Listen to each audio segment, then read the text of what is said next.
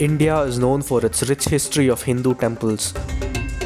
From the Brihadishwara temple in Tamil Nadu and the now in ruins Martand Sun temple in Kashmir to the Kamakhya temple in Assam and the Somanath temple in Gujarat, our country is home to several magnificent and historic temples.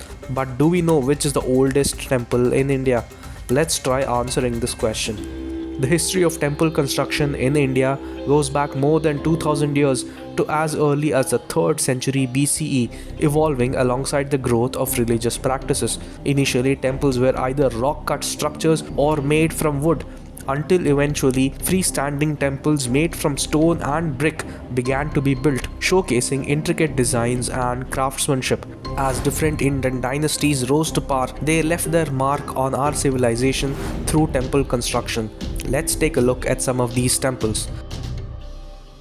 This is the Bhitargaon temple near Kanpur in Uttar Pradesh. Built in the 5th century CE under the Gupta Empire, it is the oldest and largest surviving brick temple in India. Once heavily damaged in the 18th and 19th centuries, it has now been restored.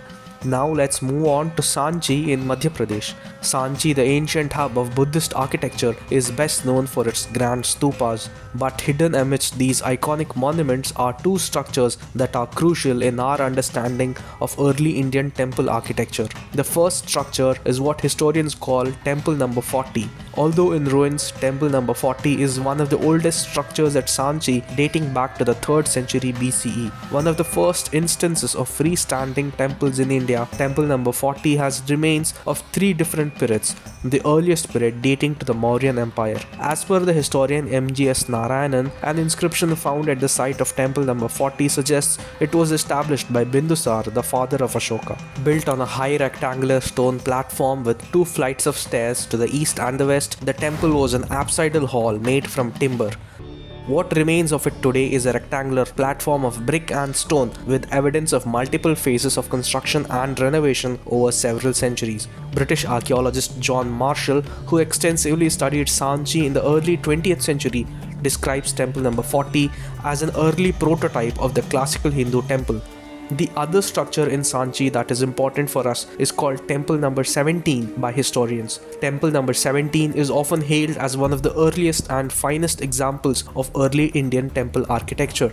Built during the Gupta period in the 5th century CE, it is a perfect embodiment of the elegance and simplicity characteristic of this era, a foundational idea for what would later become classical Indian temple architecture. Temple 17 is built in a rectangular plan with a pillared porch at the front leading to a small garbhagriha at the back. It rests on a raised stone platform, a feature typical of Gupta period temples. The use of stone in construction marks a significant shift from the earlier wooden or brick structures. British archaeologist Alexander Cunningham first drew attention to Temple 17 in his 1854 work The Bhilsa Topes. He noted its classical proportions and the use of 4 pillars at the entrance, each adorned with simple yet graceful floral capitals.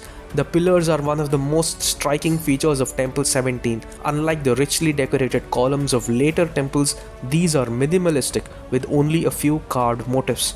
Cunningham's observations were later confirmed by historians like Percy Brown, who described the temple as a landmark in Indian architecture. The temple's austere design signified the transition from the chaotic ornamentation of earlier structures to the harmonious simplicity of classical Gupta architecture. What makes Temple Number 17 so important is not just its age but its role as a prototype. Historian Michael Meister points out that Temple 17 reflects the early stages of experimentation with stone as a permanent building material which would be perfected in later centuries. Historian James Ferguson believes that the Temple 17 laid the foundation for the grander and more ornate temples that were to be built later on. These 2 temples at Sanchi date back to a period when Indian architects began crafting lasting monuments that would influence religious structures for generations to come. But the temples discussed so far are not functional. They are archaeological or architectural monuments with no daily worship going on today. Is there a temple that is still functional that dates back so many centuries?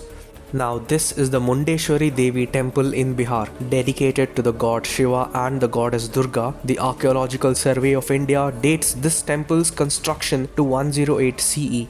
According to historians, the Mundeshwari temple is possibly the oldest functional temple in India, with religious worship continuing to this day. Built of stone, the octagonal shape of the temple is rare in Indian temple architecture, deviating from the more common square or rectangular forms typically seen in early temples. The temple's unique architectural form was likely a precursor to the Nagara style of temple architecture that later flourished across northern India. Today, the Mundeshwari temple attracts pilgrims from all over India, particularly during the festivals of Ram Navami, Durga Puja, and Navratri.